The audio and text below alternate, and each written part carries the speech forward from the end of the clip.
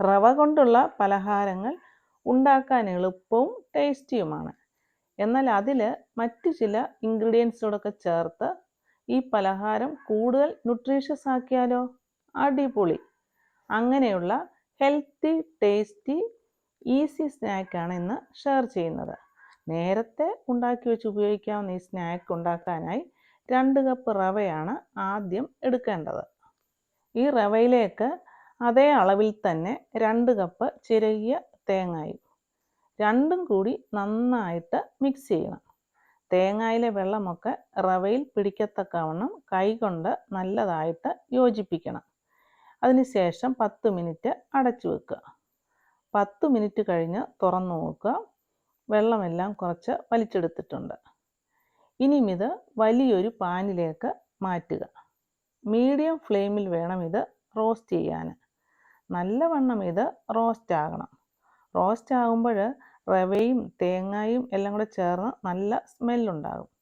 എളുപ്പത്തിലുണ്ടാക്കാവുന്ന ഈ പലഹാരം ഏത് സമയത്തും കഴിക്കാവുന്നതാണ്. റവ കരിഞ്ഞു പോകാതെ ഇളക്കിക്കൊണ്ടിരിക്കണം. ഈ സമയം ഇളക്കുന്നതേ ഉള്ളൂ ആകെയുള്ള ജോലി. ബാക്കിയെല്ലാം നമുക്ക് പെട്ടെന്ന് തയ്യാറാക്കിയെടുക്കാം. നിറം മാറി തുടങ്ങുമ്പോൾ ഇതിലേക്ക് 1/4 കപ്പ് കാഷ്യൂ നട്ട്സോ അല്ലെങ്കിൽ പീനട്ടോ ചേർക്കുക. കാഷ്യൂ നട്ട്സ് നേരത്തെ വറുത്ത് വെച്ചത് വേണം ഉപയോഗിക്കാനായിട്ട്. ഇതിൻ്റെ കൂടെ 1 ടീസ്പൂൺ ചെറിയ ജീരകവും കുറച്ച് ഏലക്കായും എല്ലാം വീണ്ടും നല്ലവണ്ണം ഇളക്കുക. 1 മിനിറ്റ് കൂടി ഇത് ഇളക്കണം. അതിനുശേഷം ഫ്ലെയിം ഓഫാക്കണം. ഫ്ലെയിം ഓഫാക്കിയ ശേഷം ഇതിലേക്ക് ലേശം മഞ്ഞൾപ്പൊടി ഇടുന്നുണ്ട്. അതൊരു കളറിന് വേണ്ടിയാണ്. ഇടണമെന്ന് ഒരു നിർബന്ധവുമില്ല. ലേശം ഇട്ടതുകൊണ്ട് മഞ്ഞളിൻ്റെ രുചിയൊന്നും ഈ പലഹാരത്തിൽ വരത്തില്ല. ഫ്ലെയിം ഓഫാക്കിയാലും കുറച്ച് നേരം കൂടി ഇത് ഇളക്കിക്കൊണ്ടിരിക്കണം.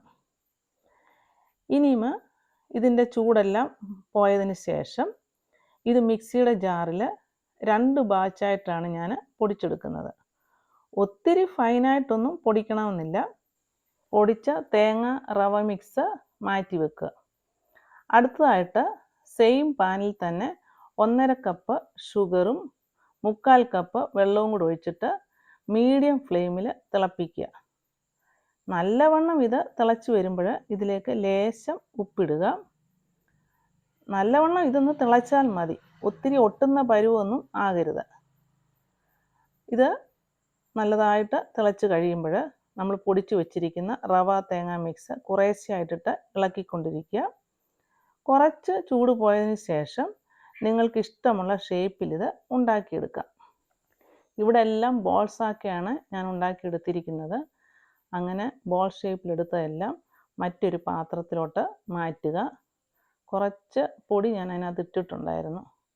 വളരെ ടേസ്റ്റി ആയിട്ടുള്ള ഹെൽത്തി ആയിട്ടുള്ള ഈ പലഹാരം 5 ദിവസം വരെ പുറത്ത് നമുക്ക് സൂക്ഷിക്കാം. കൂടുതൽ ദിവസം ഫ്രിഡ്ജിലും വെച്ച് നമുക്ക് ഉപയോഗിക്കാം. എല്ലാവരും ഇഷ്ടപ്പെടുന്ന ഈ പലഹാരം ഒരു പ്രാവശ്യമെങ്കിലും നിങ്ങൾ ഉണ്ടാക്കി നോക്കുക. കുട്ടികൾ മാത്രമല്ല മുതിർന്നവരും ഇഷ്ടപ്പെടുന്ന ഈ പലഹാരം ഫങ്ഷൻസ് ഒക്കെ വരുമ്പോൾ നേരത്തെ നമുക്ക് ഉണ്ടാക്കി വെച്ച് ഉപയോഗിക്കാം. ഇത് നിങ്ങൾക്ക് ഇഷ്ടമായെങ്കിൽ ലൈക്ക് ചെയ്യുക, ഷെയർ ചെയ്യുക, കമൻറ്റ് ചെയ്യുക. അടുത്ത നല്ലൊരു റെസിപ്പിയുമായി കാണുന്നത് വരെ ഹാവ് എ നൈസ് ടൈം.